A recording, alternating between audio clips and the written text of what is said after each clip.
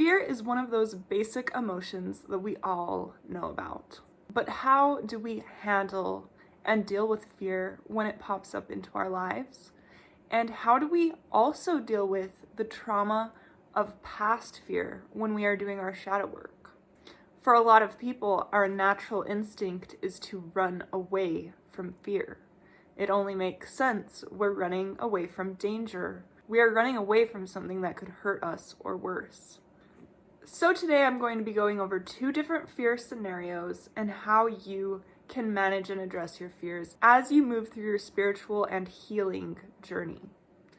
So, when we talk about fear, a lot of times the first instinct is to run. But is this really the best way to go about it? Now, keep in mind this information is hard to come by. I have had to learn this myself and go through this process myself, and so please take this to heart. For those of us who have gone through trauma and who have dealt with very traumatizing, fearful experiences in our past, running away from the emotion of fear is natural. I know from experience that I spent most of my life running away from all of my emotions, most specifically running away from the fear of my past, the fear of dealing with my emotions, and the fear of any beliefs or feelings that were uncomfortable for me. So this could be you also, and that's okay, but it really is important to understand that you can deal with fear. It is just another emotion that you can sit through, you can sit with, and you can get through it. You can overcome it to the other side, and you will no longer have that fear triggering you and traumatizing you and making you do things rashly. So let's dive into the trauma fear first, and then we'll get into the other type of fear. So with the trauma fear, let's say in your past you had a traumatizing experience and you were filled with dread, you were filled with fear, you were filled with feeling out of control. Maybe somebody hurt you or abused you or did something so unexpected and something that you couldn't comprehend at the time, and you were filled with adrenaline and a rush of fear, and you thought the worst in the scenario, and then you bottled up all of those emotions, you bottled up that fear, you swallowed it, and it became a trauma.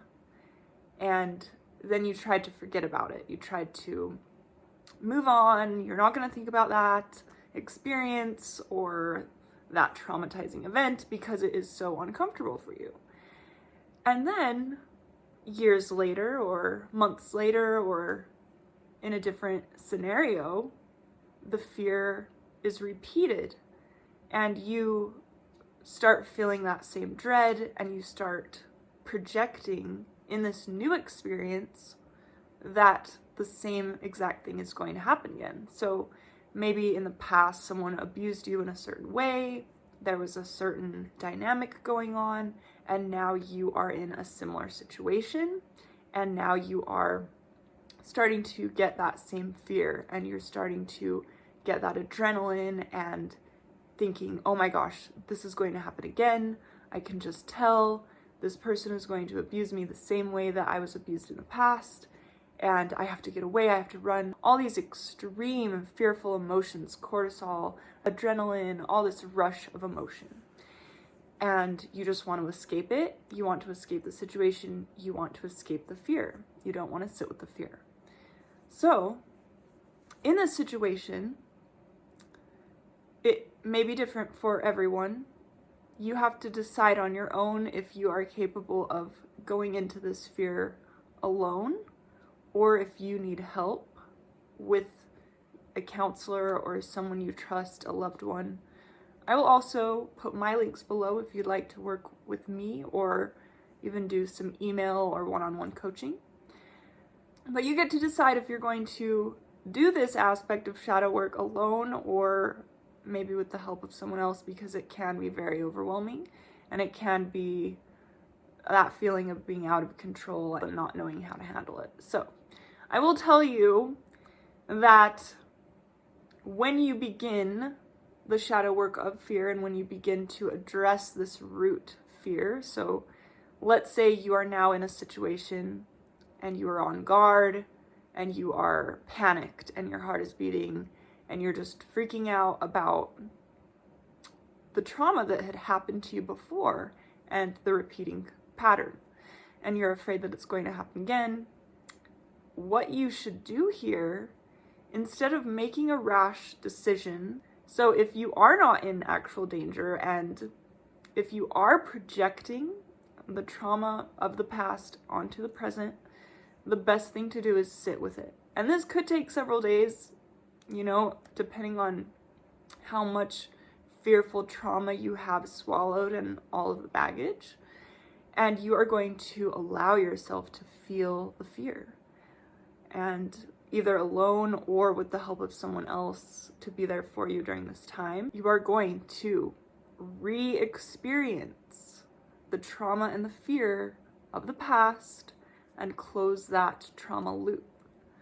So if you think about it that way, you have an open loop of trauma fear that you did not fully process or heal from or close from the past, and it is going to keep resurfacing in your life until you heal it.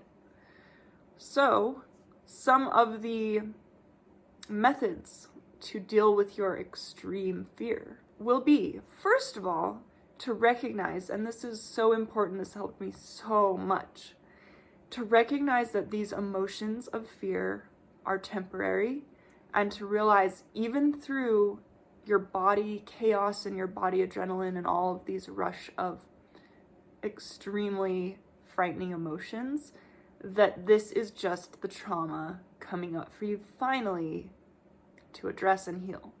So that's number one, is have that awareness, because when your mind is aware and you can actually think, okay, all of this body sensation, all of these fearful emotions, my heart beating, all of this is temporary, this is just the trauma coming up, and I'm going to allow it to come up and release it once and for all. And so you can keep telling yourself that as you process through this fear over, however many days it takes. The next thing that you can do to process these deep trauma fears is to exercise through it. So if you are not in immediate danger now, you still have that fight or flight reaction of your body trying to save your life. So if you can exercise and go do something physically to release a lot of those hormones and fight or flight response, it will help you to get through the fear as well. The third thing that you should do while you are dealing with your fear is to process it in whatever way you can. I have a lot of other videos about how to do shadow work. So you can journal about your fear, you can type on a computer or a laptop about what you're feeling in the moment, or you can meditate, close your eyes and reimagine and go back into that fearful moment in the past and allow yourself to experience everything and experience the fear fully. Just allow it to happen, be in the moment, because you are actually freeing yourself. And so your goal really is to allow yourself to express the fear fully as if you are in the past moment. So if you are writing about it or typing or meditating on it, or even talking about it, if you need to talk to someone, it's going to allow you to let it out. And as you write or speak or meditate on it, you will be feeling the emotion and you will be saying, I feel so afraid right now, this person is doing this, I'm afraid for my life, whatever the situation is, and you're going to process it out, and then it's going to become less and less triggering, less and less fearful until it has dissolved. So you have to really allow that process to happen. I know it is so easy and so natural to get in the fight or flight response and want to run away, but you will still be holding on to that trauma and you will still have that come up in the future until you deal with it. Now, the third technique here is to do deliberate breathing exercises. So you're going to want to breathe in deeply and fill your diaphragm first before your lungs, and then you're going to want to breathe out deeply. And so if you are in a panicked state while you're doing your fear shadow work and while you are releasing the trauma, the fear trauma, this can help ground you. So you can do all sorts of grounding exercises, take a bath, breathe deeply, exercise, focus on watching TV for a while. You know, if you just can't focus on the fear, and if it's too much for you, you can take it in chunks, do something to distract yourself, and then come back to process the rest of your trauma once you have relaxed a little. So watching TV, doing some activity physically that distracts your mind and your body away from this fight or flight trauma response. And you can paint, or you can work with your hands, build something, or learn something that has nothing to do with your trauma or anything like that. Just try to learn something to distract yourself in the moment, and then go back in and do more of the trauma fear work. So it could take you a little while to really dig in and deal with it all. And it is so overwhelming for the system because you are literally going back into the past where this originally happened, this extreme experience, and you are now re-experiencing it in your body and your mind. And so it's going to overwhelm your system with fear and chemicals and fight or flight and all these things. So be aware of that. But also be aware that if it is overwhelming, there are ways to distract yourself through these techniques of grounding and using your senses to focus on something else and keep your mind off of it for a while, just so that your body can recover, and then you can dive back in again and deal with it again. So then once you are done with this process, my links are below. I have email coaching. If you have questions, I'd be happy to help. But once you're done with this process, you will need to rest. Okay, so it's going to be so much on your body. It's so taxing to feel fear. And it's something that we want to avoid so much. Like, inherently, our body wants to escape. So just be aware of that. And then once you have gotten through this, you know, for a very traumatic experience, if you can have the diligence to get into it, allow it to express, feel it out, and do whatever shadow work technique that you need to do to bring it out fully, you could get through this trauma fear within a day or two, or, you know, a couple days, depending on what the event was. So just be aware that it is going to be a process, but you will get through it. And even though your body is possibly going through all sorts of fearful reactions and it's on overdrive and you feel this fight or flight need, that you will get through that also. So then you will need to rest after, and you will need to recover because it has been so taxing on your body. And so just allow yourself that rest afterward.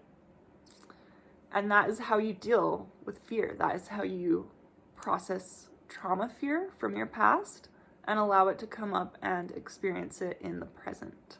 Now, there is another fear possibility that I wanted to talk about, and this is the irrational fear that has not been connected to a trauma, but it is connected to a current state of being. So if you are stressed out already, and if you are in a worried state of being, it's more likely that you will tend to take on additional worries just because that is where you are right now. And that's okay if that's where you are. But this is a separate type of fear. It's just where you'll randomly get a random worry, or you'll randomly fixate onto something and start worrying about it and fearing about it.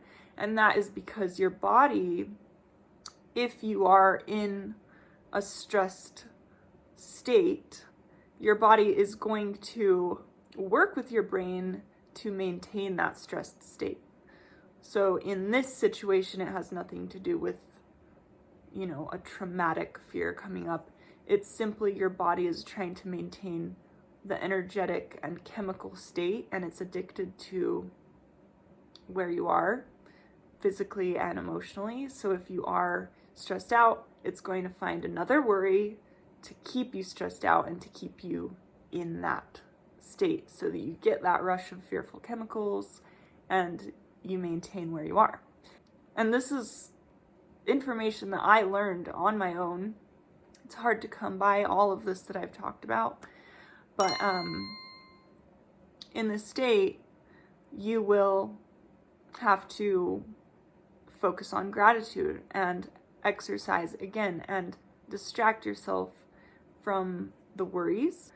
But most importantly, you're going to have to change your energetic state so that your body and mind are not trying to bring more worries and fears in.